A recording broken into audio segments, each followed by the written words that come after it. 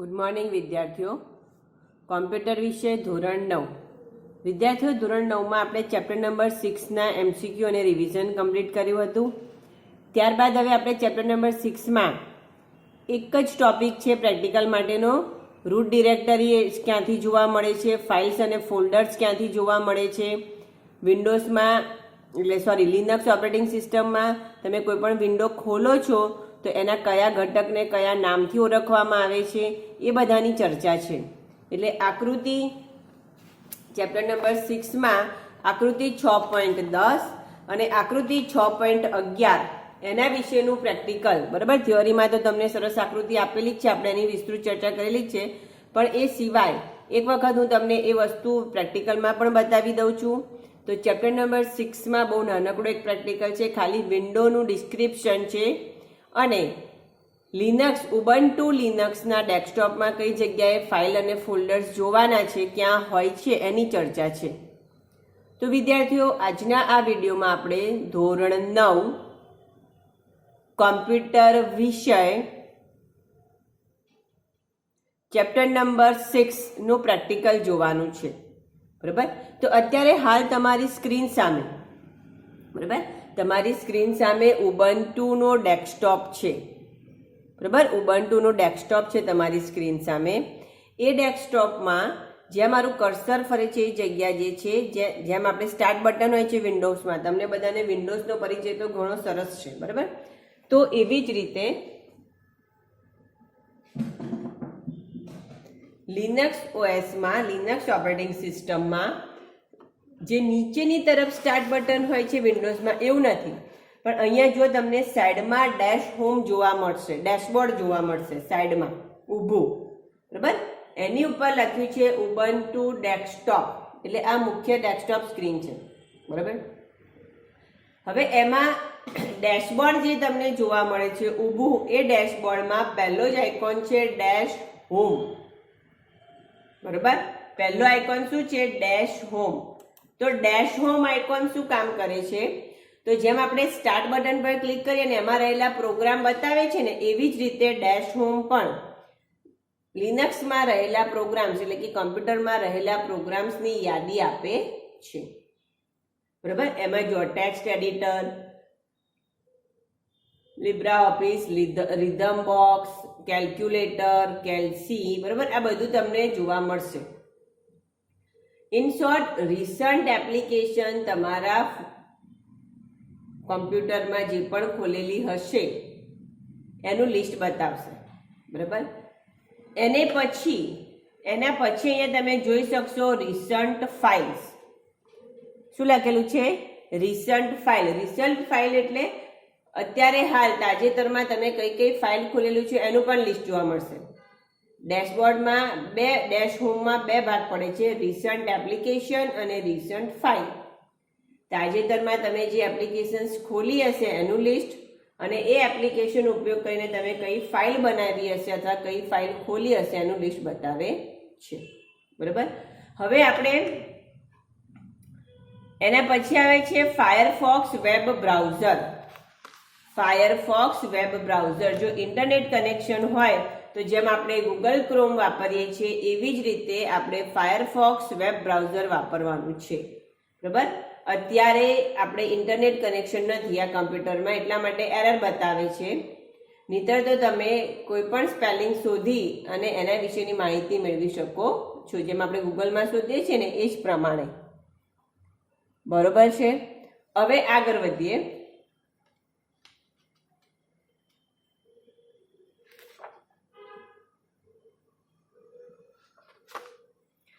ત્યાર પછી આપણી પાસે આવે છે હોમ ફોલ્ડર. જો આની આકૃતિ તમારી પાસે છે, આકૃતિ 6.10. આકૃતિ 6.10 છે હોમ ફોલ્ડર. આ ડેશબોર્ડમાં જ આપણે આવ્યા હોમ ફોલ્ડરમાં.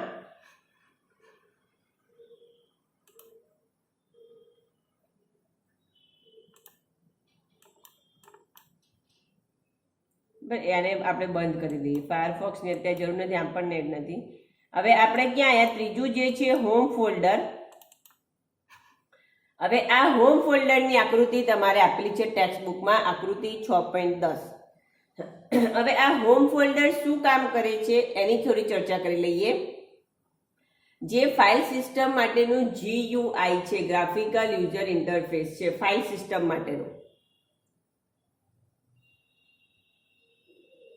માહિતી સાચવવાનો નાનામાં નાનો એકમ ફાઇલ છે, આપણે બધાને ખબર છે. ફાઇલને સાચવવા માટે આપણે ફોલ્ડર બનાવીએ છીએ. ફોલ્ડરની અંદર ફાઇલ્સ પણ હોઈ શકે, અન્ય ફોલ્ડર્સ પણ હોઈ શકે છે. અને એ ફાઇલ આપણે અલગ અલગ એપ્લિકેશનનો ઉપયોગ કરીને બનાવીએ છીએ. તો આ ફાઇલ સિસ્ટમમાં આપણે પહેલા જ જોવાનું છે હોમ ફોલ્ડર. આ હોમ ફોલ્ડરમાં પહેલું આપેલું છે ડેસ્કટોપ, બરાબર. તો ડેસ્કટોપ ઉપર તમે ક્લિક કરશો તો ડેસ્કટોપ ઉપર કઈ વસ્તુ મૂકેલી છે એનું લિસ્ટ બતાવશે, બરાબર. પછી છે ડોક્યુમેન્ટ્સ. તો ડોક્યુમેન્ટ્સમાં તમે કઈ વસ્તુ મૂકેલી છે એનું લિસ્ટ બતાવશે, બરાબર. ડોક્યુમેન્ટ્સ એટલે બાય ડિફોલ્ટ ફાઇલ સેવ થાય, તો બધાને ખબર છે. તમે જ્યારે કોઈ પણ વસ્તુ ડાઉનલોડ કરો છો અથવા સેવ કરો છો ત્યારે વપરાશકર્તા કોઈ પણ ફોલ્ડર કે પર્ટિક્યુલર જગ્યા નક્કી કરતું નથી. ત્યારે કોમ્પ્યુટર જાતે જ એ માહિતીને શેમાં મૂકી દે છે? ડોક્યુમેન્ટ્સમાં. શેમાં મૂકી દે છે? ડોક્યુમેન્ટ્સમાં. એટલે બાય ડિફોલ્ટ સ્ટોરેજ યુનિટ, આપણો સ્ટોરેજ જગ્યા કઈ બનશે? ડોક્યુમેન્ટ્સમાં, બરાબર. આપણે ધારો કે ફોલ્ડર બનાવવાનું ભૂલી ગયા છે અને ફાઇલ સેવ તો કરી દીધી, તો એ ફાઇલ ક્યાં જોવા મળશે? ડોક્યુમેન્ટ્સમાં. ત્યાર પછી આપણી પાસે આવે છે ડાઉનલોડ્સ, બરાબર. તમે કોઈ પણ ફાઇલ ઇન્ટરનેટ પરથી ડાઉનલોડ કરી હશે એ તમને શેમાં જોવા મળશે? ડાઉનલોડ્સમાં. શેમાં જોવા મળશે? ડાઉનલોડ્સમાં, બરાબર. ખ્યાલ આવે છે?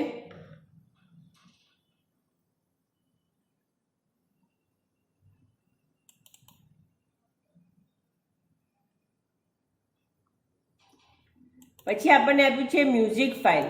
મ્યુઝિક સ્વરૂપ ફાઇલ હોય તો એ મ્યુઝિક ફોલ્ડરમાં જોવા મળશે. પિક્ચર સ્વરૂપ ફાઇલ્સ હશે, પિક્ચર્સ, તો એ પણ તમને જોવા મળશે. વિડીયો સ્વરૂપ ફાઇલ હશે તો વિડીયો ફોલ્ડરમાં જોવા મળશે, બરાબર. અને પછી છે ફાઇલ સિસ્ટમ. કઈ છે? File system. જો ફાઇલ સિસ્ટમમાં તમને યાદ હોય તો આપણે એક રૂટ ફાઇલ ભણી ગયા હતા. મુખ્ય ડિરેક્ટરી કઈ કહેવાય છે? Root directory. તો અહીંયા પણ તમને રૂટ ડિરેક્ટરીનું ફોલ્ડર જોવા મળશે, બરાબર. જો આ રૂટ ડિરેક્ટરીનું ફોલ્ડર છે અહીંયા.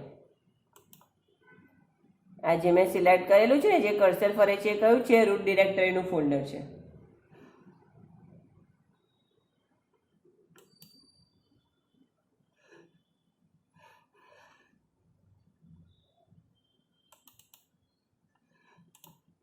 બરાબર. ત્યાર પછી જો એમાં બિન એટલે રિસાયકલ બિનમાં પડેલી વસ્તુ પણ છે, બિન, બરાબર. આ બધા ફોલ્ડર સિસ્ટમ ફાઇલ્સ છે.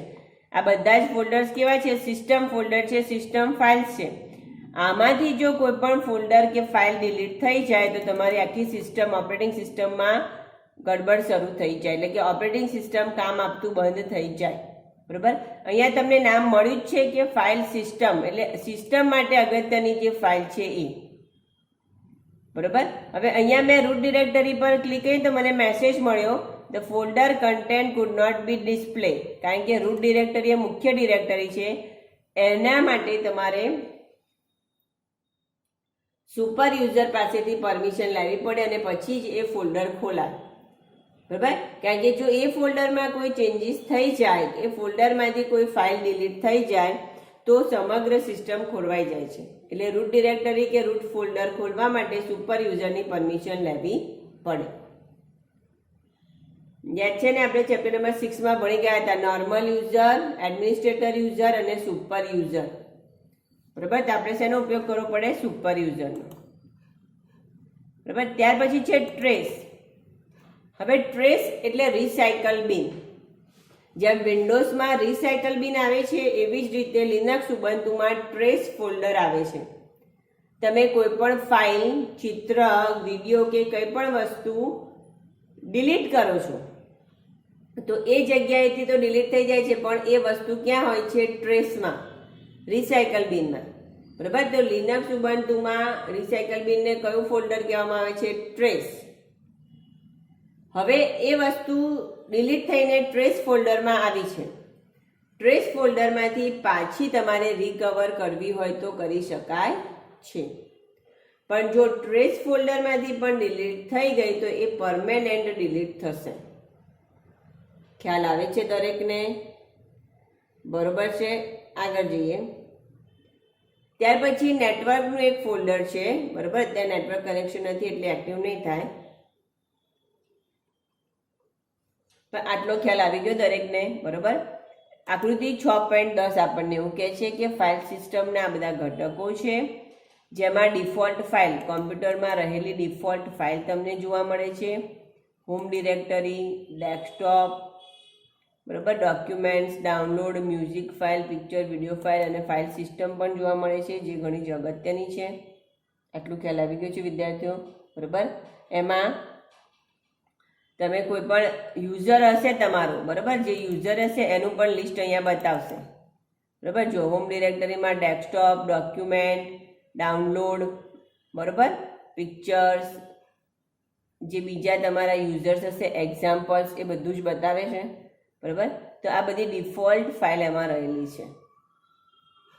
પછી એવી જ રીતે ડોક્યુમેન્ટ્સ પણ છે કે જેમાં તમે કોઈ ફાઇલ સિલેક્ટ નથી કરતા, ફોલ્ડર સિલેક્ટ નથી કરતા, તો ઓટોમેટિક એ શેમાં જાય છે? ડોક્યુમેન્ટ્સમાં.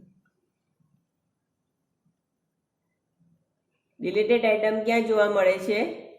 ટ્રેસમાં. આટલો ખ્યાલ આવી જશે, આટલો ખ્યાલ આવશે દરેકને, બરોબર. હવે જ્યારે આપણે ફાઇલ સિસ્ટમમાં કોઈ પણ ચેન્જીસ લાવીએ છીએ, ચેન્જીસ ઇન ધ સેન્સ કે કોઈ આપણે ફાઇલ ડિલીટ કરી નાખી, તો એ ડિલીટ થયેલી ફાઇલ ટ્રેસમાં જોવા મળે છે, બરાબર. અને ટ્રેસમાંથી તમે ડિલીટ કરો એટલે પરમેનન્ટ ડિલીટ થાય છે, બરાબર. એને માઉન્ટિંગ અનમાઉન્ટિંગ કહેવાય. પહેલાં તમે ડિલીટ કરો એટલે રિસાયકલ બિનમાં જાય, પછી તમે રિસ્ટોર કરો એટલે રિસાયકલ બિનમાં જે તે જગ્યાએ પાછી જાય. તો આ પ્રક્રિયાને આપણે શું કહીએ છીએ? માઉન્ટિંગ અને અનમાઉન્ટિંગ. ફાઇલ સિસ્ટમની વ્યવસ્થાપિત અને ફાઇલ સિસ્ટમને દૂર કરવી. ખ્યાલ આવશે, બરાબર. જો ધારો કે અહીંયા હું રાઈટ ક્લિક કરું છું, એમાં ઓપ્શન આવે છે copy to, move to, send to, property, compress, rivet, બરાબર. બધા ઘણા બધા ઓપ્શન્સ છે. હવે રીનેમ છે, કોપી છે, મૂવ ટુ ટ્રેસ. તો અહીંયાથી એ ફાઇલ ક્યાં જતી રહી? ટ્રેસ ફોલ્ડરમાં. જો ટ્રેસ ફોલ્ડરમાં આવી ગઈ એટલે જે તે જગ્યાએથી રિમૂવ થઈ ગઈ અને ક્યાં આવી ગઈ? ટ્રેસ ફોલ્ડરમાં. ખ્યાલ આવશે દરેકને?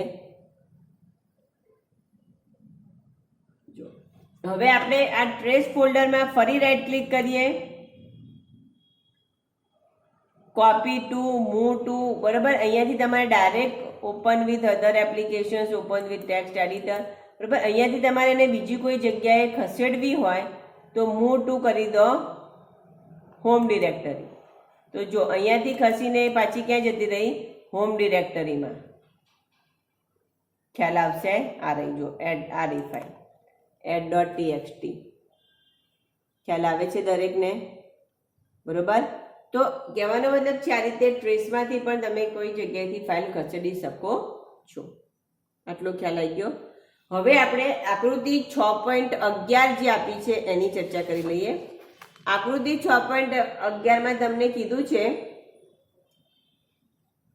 કે ઉબુન્ટુમાં રાઇટર સોફ્ટવેરનો વિન્ડો ખોલવો. રાઇટર જે આપણે ભણી ગયા આગળ, બરાબર. તો અહીંયાથી પહેલા હું શેમાં જતી રહીશ? ડેશ હોમમાં. ડેશ હોમમાંથી આપણે જઈશું રાઇટર સોફ્ટવેર.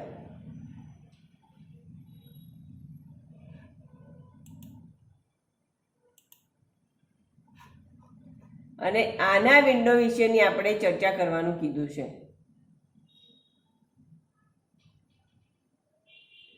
બરાબર. આ કોઈ ફાઇલ ઓલરેડી બનેલી જ છે કોમ્પ્યુટરમાં. બરાબર. આપણે અહીંયા આ જે વિન્ડો તમને દેખાય છે એની ડિસ્ક્રિપ્શન છે, એની ચર્ચા છે.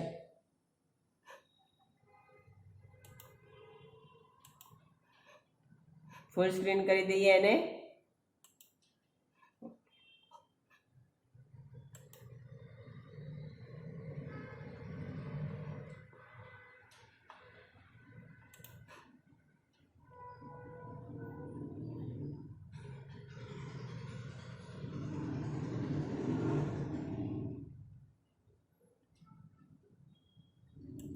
જો આ વિન્ડોમાં file, edit, view, insert, format, table,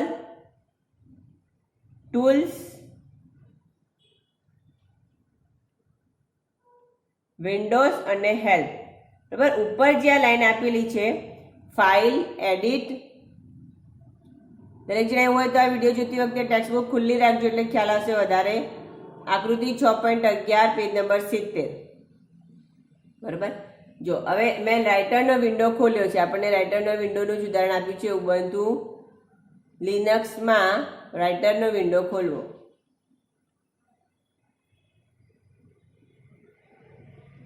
તો એમાં ફાઇલ, એડિટ, વ્યૂ, બરાબર, એ જે તમને આડી લાઈન દેખાય છે એ શું કહેવાશે? Menu bar. શું કહેવાશે? Menu bar. મેનુ બારની ઉપર તમને જે આડી લાઈન દેખાય છે એ શું કહેવાશે? ટાઇટલ બાર. શું કહેવાશે? ટાઇટલ બાર. જો જ્યાં મારું કર્સર ફરે છે રાઇટર એવું લખેલું છે, બરાબર, અનટાઇટલ રાઇટર એવું લખેલું છે, એ છે ટાઇટલ બાર. ટાઇટલ બારની નીચે file, edit, view, format, insert આ બધું લખેલું છે એ છે મેનુ બાર. શું કહેવાશે? Menu bar. હવે અહીંયા બરાબર ટાઇટલ બારની બાજુમાં તમને મિનિમાઇઝ, મેક્સિમાઇઝ અને ક્લોઝ 3 બટન જોવા મળશે. જનરલી આ 3 બટન આપણે વિન્ડોઝમાં કઈ બાજુ હોય છે? જમણી બાજુ. લિનક્સમાં ક્યાં છે? ડાબી બાજુ.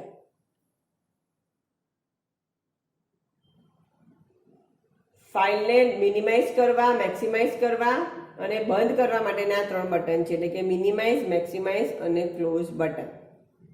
ખ્યાલ આવશે? આગળ જઈએ.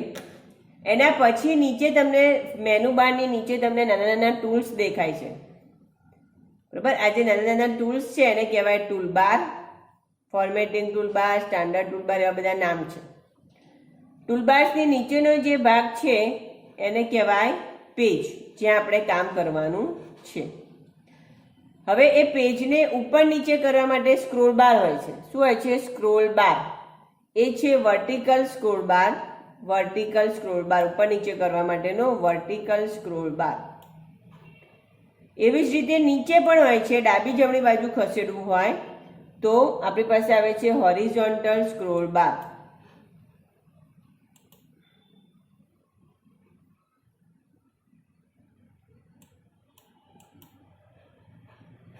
અહીંયાથી આપણે ડાબી જમણી બાજુ ખસેડવું હોય તો આપણી પાસે આવે છે હોરિઝોન્ટલ સ્ક્રોલ બાર. બરાબર, અને એના નીચેના ભાગમાં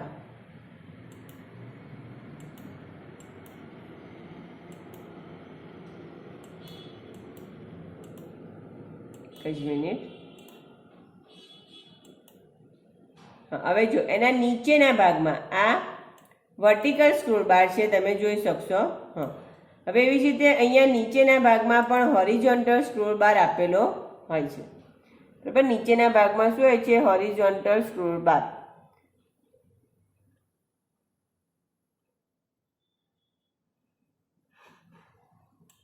જો હું તમને થોડી સ્ક્રીન નાની કરીને બતાવું.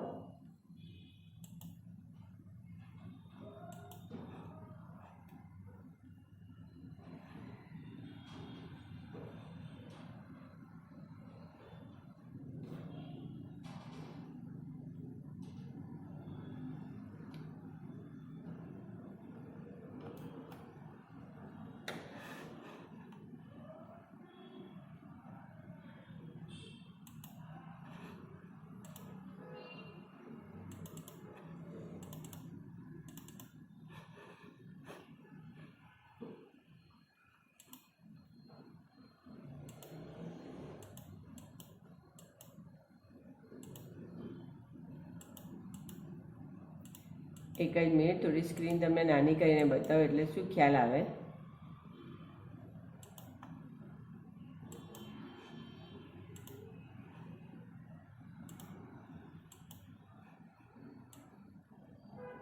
જો હવે દેખાય છે નીચેનો ભાગ કે હજુ પ્રોબ્લેમ છે?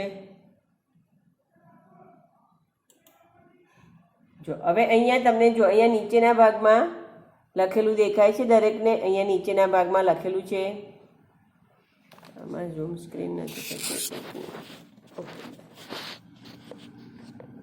જો હવે નીચેના ભાગમાં જો હું કર્સર નીચેની તરફ ફેરવું છું, અહીંયા નીચેના ભાગમાં લખ્યું છે page 3 of 3 default English language insert mode, બરાબર. આ જે લખેલું છે એને કહેવાશે સ્ટેટસ બાર. શું કહેવાશે? Status bar. ખાસ ધ્યાન રાખજો, મારું કર્સર જે જગ્યાએ ફરે છે ત્યાં ધ્યાન આપજો. એ શું કહેવાશે? Status bar.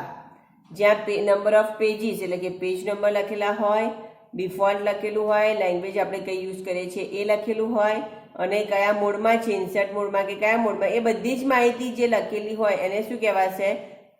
Status bar. એટલે સૌથી નીચેની લાઈન શું કહેવાશે? Status bar. સૌથી ઉપરની લાઈન શું કહેવાશે? ટાઇટલ બાર. ટાઇટલ બાર પછી મેનુ બાર, મેનુ બાર પછી ટૂલ બાર, ટૂલ બાર પછી પેજ, અને એની પહેલા ડાબી જમણી બાજુ વર્ટિકલ સ્ક્રોલ બાર અને હોરિઝોન્ટલ સ્ક્રોલ બાર. ખ્યાલ આવશે આટલું? બરોબર છે? આટલું ખ્યાલ આવશે દરેકને? પછી ત્યાં નીચેના ભાગમાં સ્ટેટસ બારમાં જમણી બાજુના ભાગમાં તમને ઝૂમ ઇફેક્ટ પણ આપેલી છે કે ભાઈ વિન્ડોની સાઇઝ 100% છે, 5% છે કે 10% છે, બરાબર. જે મારું કર્સર ફરે છે ત્યાં ધ્યાન રાખજો. આ ઝૂમ ઇફેક્ટ માટેનું છે, જેને લેઆઉટ કહેવામાં આવે, કે લેઆઉટ દેખાવ તમારે કેટલા % રાખવો છે. આટલું ખ્યાલ આવશે વિદ્યાર્થીઓ? બરોબર છે? તો અહીંયા આપણે ચેપ્ટર નંબર 6 આકૃતિ 6.10 અને 6.11 નો એક નાનકડો પ્રેક્ટિકલ પણ જોયો છે. ખાલી એમાં વિન્ડોનું ડિસ્ક્રિપ્શન છે, બીજું કંઈ જ નથી. ડેશબોર્ડમાં રહેલા અલગ અલગ ફોલ્ડરની માહિતી અને રાઇટરનો વિન્ડો ખોલી, એટલે કે રાઇટર સોફ્ટવેરનો વિન્ડો ખોલી અને એમાં કયા વિન્ડોને કયા નામથી, કયા ઘટકને કયા નામથી ઓળખવામાં આવે એના વિશે માહિતી છે. રાઇટર વિન્ડોમાં કેવી રીતે કામ કરવું એ આપણે ભણી ગયા છે. ચેપ્ટર નંબર યાદ હોય તો 9, 10 અને 11. ચેપ્ટર નંબર 9, 10 અને 11 રાઇટર સોફ્ટવેર આપણે ભણી ગયા છે, બરાબર. પણ એની પછી એટલે કે સેકન્ડ સેમિસ્ટરમાં દિવાળી પછી બીજા સત્રમાં આપણે ચેપ્ટર નંબર 5, 6, 7 ભણવાના છે, જેમાં લિનક્સમાં કેવી રીતે રાઇટર સોફ્ટવેર દેખાશે એની માહિતી છે. ખ્યાલ આવશે વિદ્યાર્થીઓ? બરોબર. ખાસ ધ્યાન રાખજો, બરાબર. શબ્દો સ્ક્રીન થોડી ઝાંકી દેખાય તો શબ્દો પણ સાંભળજો, તેનાથી પણ ખ્યાલ આવી જશે. તમે ટેક્સ્ટ બુક સાથે જ રાખજો, એટલે વિન્ડોમાં કયો ભાગ શું છે એ પણ તમને જાણ થશે, બરાબર. તો આજનો આ વિડીયો અહીંયા સમાપ્ત કરીએ છીએ. ચેપ્ટર નંબર 6નું એક નાનકડું પ્રેક્ટિકલ હતું જે અહીં આપણે સમાપ્ત કર્યું છે. આના પછીના વિન્ડોમાં આપણે ચેપ્ટર નંબર 7 શરૂ કરવાનું છે. એમાં અલગ અલગ મેનુ અને એના અલગ અલગ ઉપયોગો જોવાના છે. નવું ફોલ્ડર બનાવવા માટે શું કરવાનું એની પણ બધી ચર્ચા આપેલી છે. તો આના પછીના વિડીયોમાં આપણે ચેપ્ટર નંબર 7 તરફ જઈશું. ત્યાં સુધી તમારે chapter number 6નું classwork, homework, complete classwork તો નહીં પણ MCQ જે હોમવર્કમાં આપણે નોટબુકમાં લખવાનું કે જે લખવાના, ફૂલ ફોર્મ હોય તો ફૂલ ફોર્મ લખી નાખવાના, બરોબર છે. આજનો વિડીયો અહીંયા સમાપ્ત કરીએ છીએ.